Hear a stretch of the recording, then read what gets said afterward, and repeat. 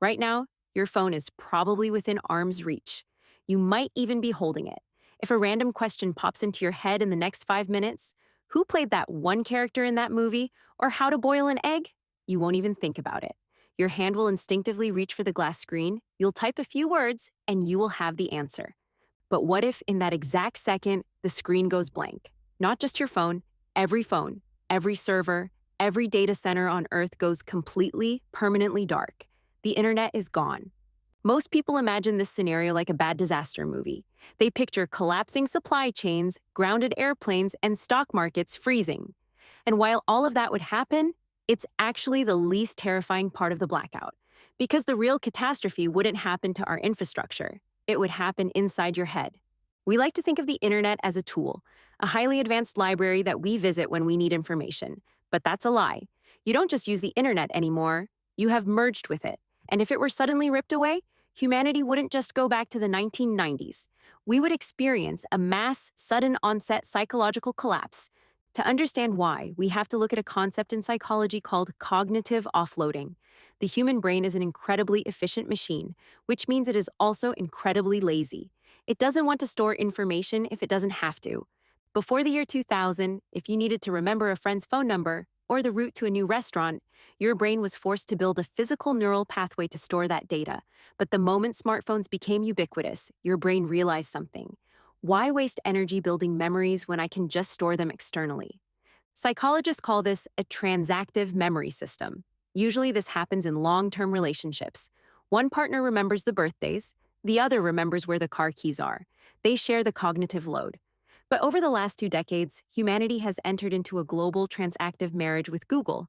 You no longer remember facts. You just remember where to find the facts. You don't know how to navigate your own city. You only know how to follow a blue line on a screen. So, what happens to a species that has surgically removed its external brain?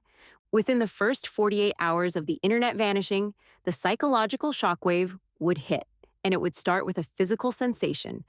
Right now, over 80% of adults experience something called phantom vibration syndrome. It's that sudden feeling that your phone is buzzing in your pocket, even when it isn't. Your brain has literally mapped the smartphone into your body's nervous system, treating it like an extra limb. If the internet died, you would reach into your pocket hundreds of times a day out of pure, uncontrollable reflex. And every time you pulled out a dead piece of glass, your brain would experience a micro spike of cortisol, the stress hormone. It would feel exactly like losing a limb, a phantom amputation of the mind. But the anxiety of not being able to check your notifications is just the surface level. As the days turn into weeks, a much darker psychological phenomenon would begin to take hold: the fracturing of the digital ego. For the last 10 years, your identity has not been entirely your own. Every time you open a social media app, an algorithm tracks how long you linger on a post. It feeds you content that aligns with your beliefs, your fears, and your desires. Over time, this creates a digital mirror. You post an opinion, it gets validated with likes, and your brain receives a hit of dopamine, solidifying that opinion as part of your core identity. Without that constant, algorithmic validation, millions of people would suddenly realize they don't actually know what they believe. Without Twitter or Reddit telling them what to be outraged about today, without Instagram showing them what success looks like, a profound silence would fall over their minds. Psychologists have observed this in extreme isolation experiments. When human beings are stripped of all external feedback, they begin to lose their sense of self. Without the internet acting as a mirror, a massive portion of the population would experience severe depersonalization. They would look at their own thoughts and wonder, are these actually mine? And then there's the problem of memory. Think about your most cherished memories from the last 5 years: a vacation, a graduation, a moment with someone you loved who is no longer here. Where do those memories actually live? For most of us, they don't live in our hippocampus. They live in the cloud. We take thousands of photos and immediately offload them to servers sitting in a desert hundreds of miles away. Because we know the camera captured it, our brain doesn't bother encoding the visual details. We have outsourced our nostalgia. If the cloud vanished, a horrifying realization would wash over humanity. We haven't just lost our maps and our search engines, we have lost our past.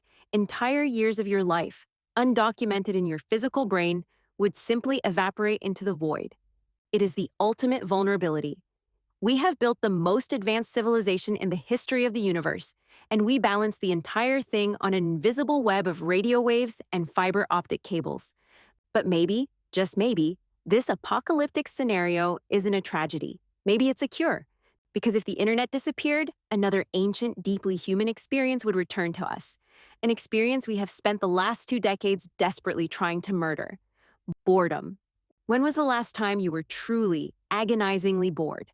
Not just swiping through a feed because you had nothing better to do, but sitting in absolute stillness with zero external stimulation. From an evolutionary standpoint, boredom is a highly active state. It is a biological alarm bell. When an ancient human was bored, their brain was forcing them to get up, explore, invent, or connect with another human being. Boredom is the birthplace of all human creativity. Today, the moment we feel a microsecond of boredom, we reach for our screens and sedate ourselves with cheap dopamine. We have anesthetized our greatest biological driver. If the internet vanished, the first few months would be a psychological nightmare of withdrawal. But eventually, the fog would lift. The phantom vibrations would stop. The panic of the disconnected brain would subside, and the ancient human operating system would reboot. Without an algorithm to tell us what to think, we would be forced to form our own philosophies. Without a search engine to give us instant answers, we would have to sit with the discomfort of not knowing. And without a screen to absorb our attention, we would be forced to look up and finally see the people sitting right in front of us. The internet is a miracle. It has connected the globe and democratized human knowledge, but it has also turned us into passive nodes in a giant machine. So ask yourself, the next time you reach into your pocket to check a notification, are you using a tool, or are you just plugging yourself back into life support? Drop your thoughts in the comments below. If the internet permanently vanished tomorrow, what is the very first thing you would actually miss? And more importantly, who would you become without it? If you found this deep dive fascinating, hit the like button and subscribe for more videos exploring the darkest corners of human psychology. How much of you actually exists inside your own head, and how much is just saved in the cloud? Let me know. Cloud, let me